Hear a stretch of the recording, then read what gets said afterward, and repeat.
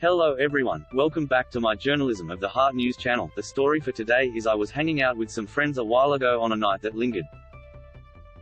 We'd been talking for hours when one friend started playing a game on her phone. She'd done it without even thinking, because she has ADHD.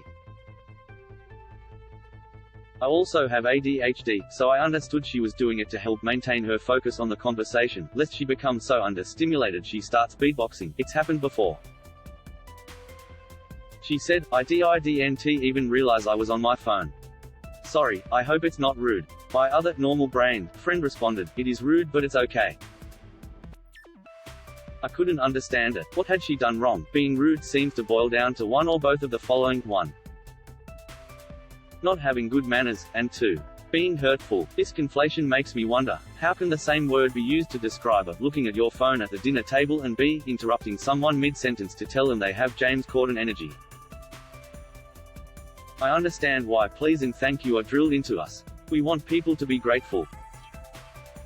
But what about those who express their gratitude in different ways? If my friend does a favor for me and I forget to say thank you because my brain is riddled with holes like Swiss cheese, but later tell her I cried in therapy about how lucky I feel to have her in my life, am I being ungrateful? Or are some of us just kind of bad at following a set script? If manners are a set of instructions we're taught to follow to show that we care, and everyone does that by default, how do you know anyone actually cares about anything? We're told to say hi, how are you, to strangers, and yet no one expects to hear anything other than good in response. People aren't interested in an actual answer to that question, so why even ask? So many examples of manners seem to have lost all meaning. Taking your hat off when you enter someone's house is apparently rooted in medieval knights removing their helmets as a sign of trust. This has morphed into being simply a sign of respect, and yet, any well-adjusted person should not feel disrespected by a baseball cap. Don't you know men are balding under those caps? Aren't they going through enough? Most manners boil down to this: we all decided this is a sign of respect, so if you don't do it, you are disrespecting me.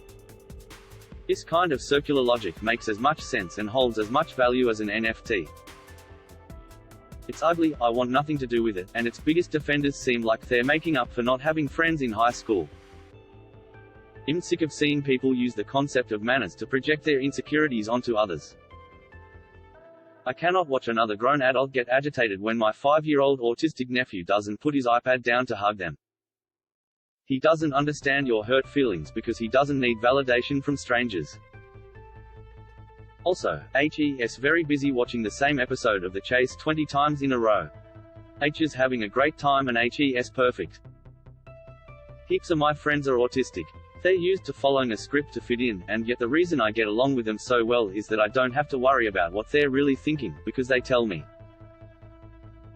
I'd rather have authentic, unique interactions than the same meandering, polite conversation again and again. Why would I want to hear about the weather when I can get a detailed description of how to properly slaughter a pig at full volume in a quiet cafe? On top of putting neurodivergent people at a disadvantage, I think we're all aware of the classist undertones of etiquette. A Google search for well-mannered returns synonyms like refined and genteel, in other words, has money, and would no doubt describe me as a bit of a firecracker derogatory. Knowing what silverware to use has long been a way to separate yourself from the proletariat scum, so I'm not sure why people are clinging to the echoes of it all, especially since having a bogan twang means your opinions actually matter now, lucky for me. All the important parts of manners are covered by being kind and showing that you care. Start dictating how that should and shouldn't be done sets good people up to fail and bad people up to succeed. By good people I mean me and all my autistic friends, and by bad people I mean anyone who's done elocution lessons at a private school in Sydney. That is all for today news. Please make sure to leave your comment and subscribe the channel below for more news update. Thank you for watching.